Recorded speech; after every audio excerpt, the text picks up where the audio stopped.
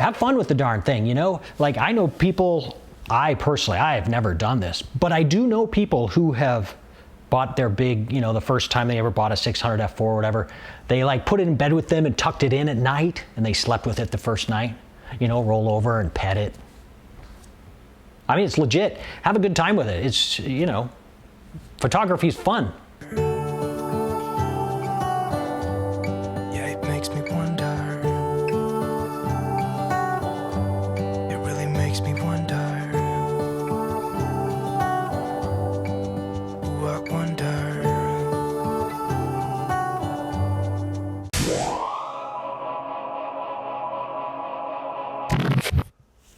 Hey everybody, I'm Steve Mathis. I'm here today to do a quick video about telephoto lenses and 5 things you should do when you buy a telephoto lens. And I think you should buy a telephoto lens. Telephoto lenses are wonderful for all kinds of things. I generally am a wildlife photographer, so telephoto lenses are great for wildlife. You can do portraiture with them, you can shoot landscapes with them, you can do sports with them, all kinds of things. So super versatile. They can give you a lot different look than a standard focal length or wide focal length. So I think it's a great tool to have in your toolkit. But first, let's talk about what is a telephoto lens. And I think the standard thinking on this is that anything over 50 to 70 millimeters would be considered a telephoto. I have a 600 millimeter sitting right here, and I have a 100 to, there's 400 millimeters right there on a 100 to 400. So I'm thinking more in the like 200 and up range kind of for this particular video on what I mean by telephoto. And another quick thing to mention while I'm here, telephoto does not mean zoom. You can have a zoom telephoto, and that's exactly what this is. All zoom means is that it's a variable focal length. So this one will go from 100 to 200 to 300 to 400 and everywhere in between. So this zooms because it's a variable focal length. So that's what zoom means. This is a telephoto zoom.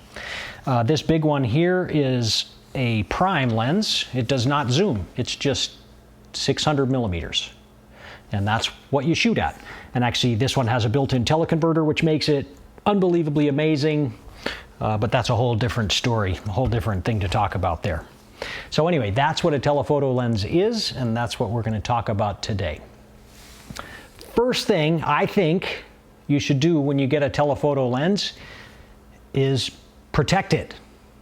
And in my mind, that kind of means 2 things. First one is get it insured. And you know, even like this is a couple $1,000. I forget what it is. I think 2,800, 27, something like that.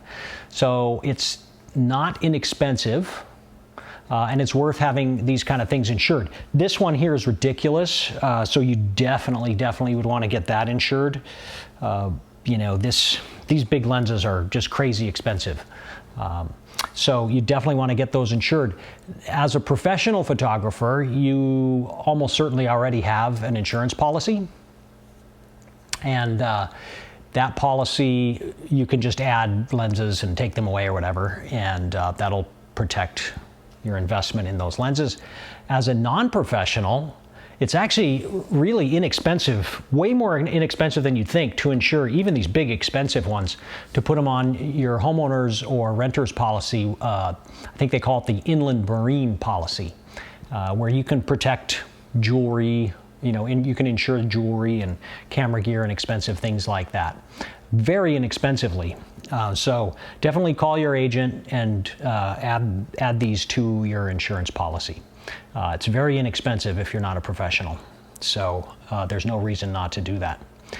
The other part of protection, a lot of people like to put lens coats or skins on these lenses, and a lens coat is like a thin neoprene that generally people like to put like a camouflage type pattern on them or something, and but they are a little bit of a nice cushiony neoprene that'll help protect your lenses from bumps and scrapes and things like that. I do use those on occasion, and I have used them in the past, and they work great. I've kind of gone to more of a skin type protector, which is like a thin plastic film that's a real pain in the ass to install on these things. But once you get it on, it's really cool because it takes up no room. It adds very, very little weight. They don't roll and peel up. And if you need to remove them, they're very easy to remove as well. And basically, they're just going to keep your lenses looking new. You know, they'll keep them from cosmetic scratches and scuffs and things like that. So not a ton of protection, but they will keep these things looking new. So when it comes time to resell them, or you just like to keep your stuff looking good, these are a great way to go. And I have this skin on both of these. I chose like just a simple black camo pattern for these, and I think they look pretty good. And they make these with all kinds of like camouflage and even some really obnoxious colors and things like that. So you can kind of personalize with these skins or with the lens coats as well. So next, I would suggest you do when you buy a telephoto lens is get support for it. And when you're shooting with a telephoto lens, it's magnifying all of the movement in your lens. And so having an adequate support is really important, and they're heavy. You know, like this thing's reasonably light, you know, as far as big, you know, heavy telephoto lenses go. Like, you know, I can handhold this for quite a while. So it is reasonably light, but it's still pretty darn heavy. And a lot of people can't handhold them. I understand that. I'm glad that I can. But you want some support for these, and for image quality and for just shootability of you being able to stay there. Like if there's an owl perched, and you know, there are times I have to wait 30 minutes or an hour for it to come off that perch. I can't handhold it that long. I don't think anybody could. So having a support is important. Bean bags, like I use bean bags all the time in my videos, and I fill those typically with buckwheat hulls and rest that over the window of the car, or I can rest it on a fence post or even on the ground or on my knee or something. But bean bags work great. Obviously tripods work great, monopods. You can get all kinds of different heads, fluid heads and gimbal heads and ball heads and all these things. And they all serve different purposes. Even simple things like using kind of the knee pod technique, which, you know, you can get down on the ground and use this as a support system, right? So this is going to allow me to hold this steadier and for longer periods of time than even just this. So you just want to find support when you're using these big lenses. Super important. Next thing that you should do when you get a big telephoto lens is turn on the image stabilization. And that kind of goes hand in hand with having the lens supported. But image stabilization, the technology in that is excellent. It absolutely makes a huge difference in getting sharp images and being able to shoot at slower shutter speeds and get better image quality no matter what the shutter speed is, really.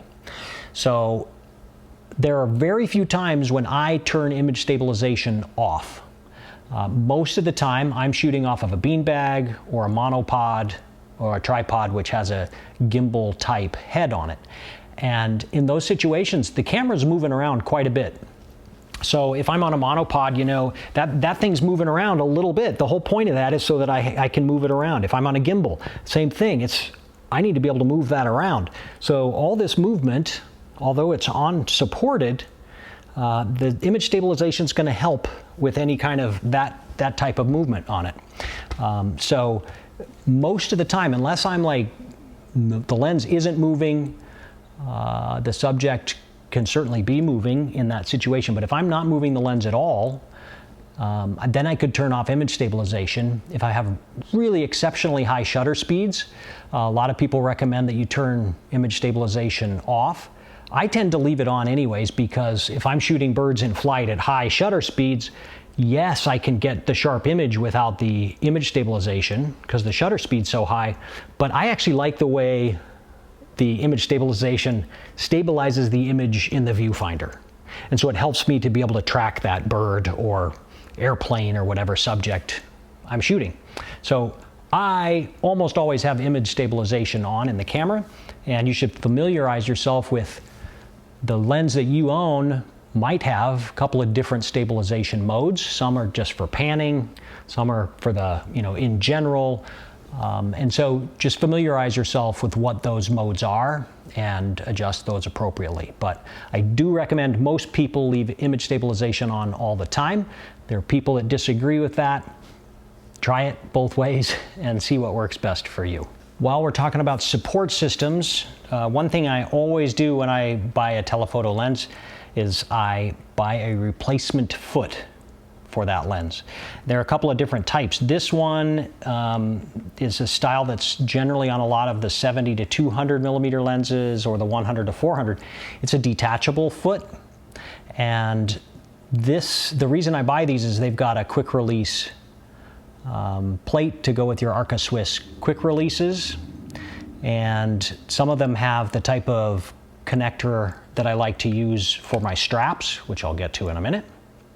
But anyway, these just slide off and on, replace the stock foot on this one.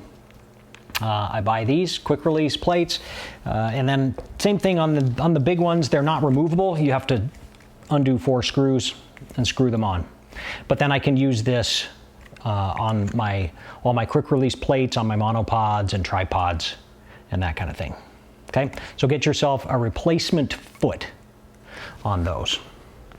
Well, another thing you need to do is figure out how you're going to carry the darn thing, because they're big and they're heavy. A lot of people like to use a dedicated backpack to carry them around when they're hiking, traveling, that kind of thing in the field. So you're going to have to do some research on a backpack that'll fit the size and the type of lens that you're using. So, and you want to also make sure you're getting one that's appropriate if you want to carry it with the camera body attached or not, and if you want to have it be able to carry it with the hood attached or the hood reversed. Makes a big difference. So get an appropriate backpack or case, whatever, if you're traveling. I also prefer a Black Rapid strap here when I'm out in the woods. So this goes over the shoulder, and then I've got a QD type quick connector on these that I buy this foot that has this QD type quick release. So you just plug it in like that, and then it's on. And so it's easy to get off and on. But anyway, this just goes over my shoulder, and I carry it around like this in the woods. And I can detach it that quickly, which is real nice. The lens feet I buy for my smaller lenses have the same type of connector. It's on, bang, off I go. So get yourself a good strap, nice, sturdy, quality one, because the last thing you want is a $3,000 lens or $15,000 lens falling off and breaking because you bought a cheap strap. You can also carry it like on the monopod in the field. I do that sometimes where it's connected on there and I can hold it kind of over my shoulder in a safe way where I'm not being careless with it. So I will carry it around on a monopod as well, sometimes just over my shoulder when I'm in the woods. But it is important to know how you're going to carry these things around, both while moving from place to place and when you're in the field actually working. Okay, the last big thing that you need to do when you get a telephoto lens is use the damn thing. It's not meant to just sit around and look pretty and look impressive. Get out there and use it for a couple of reasons. One, because we're photographers and we should be doing photography. But two, we got to practice with these things. Telephoto lenses aren't just like you're going to pick it up and start making amazing, perfect, sharp images with them. They do take practice and they do require techniques. They have some limitations in terms of depth of field, and obviously the weight is a limitation, and the size. And so getting used to all of these things with a telephoto lens takes some time. And so practicing is the way to be prepared for when you're out in the field and that kind of epic moment happens, that you're ready and you know what your gear can and can't do. So a couple of things you really need to understand and learn what shutter speeds are appropriate for you in order to get sharp images. And so you should be practicing on different support systems. You should practice some handheld, and what shutter speed can I get a sharp photo handheld versus on a knee pod versus on a monopod versus on a tripod and a beanbag, and try all those things out and find the limits of where you can set your shutter speed so that you can still get nice sharp images with the telephoto lens. Because it's not trivial to pick up a big lens and make sharp photos with it. It does require some practice and some techniques. So practice those techniques, and that's a subject for a whole different video, but there are techniques that you can use that will greatly improve your hit rate and ability to make sharp photos with a telephoto lens. So you're going to want to practice to nail your shutter speeds and get a feel for that. You're going to want to practice so that you can understand the depth of field of a big telephoto lens. So like this 600 f4, if we're shooting like very shallow depth of field on these big telephoto lenses, so the longer the focal length, the shallower the depth of field is going to be in general. And just for an example, a 600 f4, if we're shooting something at 40 feet away from us, at f4, wide open, we're going to have a depth of field of about this much, about 4 inches. So if you're shooting a tiny little bird, the whole bird generally isn't even going to be in your depth of field. And then you go, well, I don't have a f4, mine is only f6.3 or whatever. You're only going to have about 5.5 inches of depth of field at 600 millimeters. So it doesn't change that much. If you even stop all the way down to f22, at that same example, 600 millimeters, your subject's 40 feet away, you're only going to have about 20-ish inches of depth of field at f22, 600 millimeters, 40 feet away.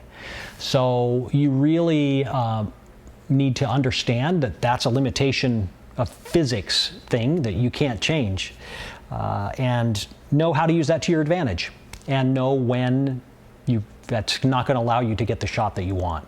And you might have to do some focus stacking or change your position relative to the subject, use a different focal length, whatever. But it is something that I think catches a lot of people off guard, is how little depth of field you can get with a big telephoto lens on a subject that's reasonably close to you. It just is really shallow depth of field. So anyway, there's a bunch of reasons to get out there and practice with it, and make sure you understand the lens and how to make sharp photos with it so that you're prepared when those magic moments happen. Okay? So I guess the last bonus, I'll give you a bonus. The bonus thing you should do when you get a big telephoto lens is to bond with it. And I'm kind of serious, I'm kind of joking, but like, have fun with the darn thing, Like, I know people, I have never done this, but I do know people who have bought their big, the first time they ever bought a 600 f4 or whatever, they like put it in bed with them and tucked it in at night, and they slept with it the first night, roll over and pet it. I mean, it's legit. Have a good time with it. It's, photography's fun. Let's have fun. Right, Lula? We all want to have fun. And so seriously, bond with it, have some fun with it, take selfies with it. Be ridiculous, have a good time. But telephoto lenses are a wonderful tool to have in your arsenal, and they can be a lot of fun. You can make some amazing images with them. So anyway, I hope this was kind of helpful for you if you are buying a telephoto lens. And that's it. Have a great day, and I'll see you next time. Take care.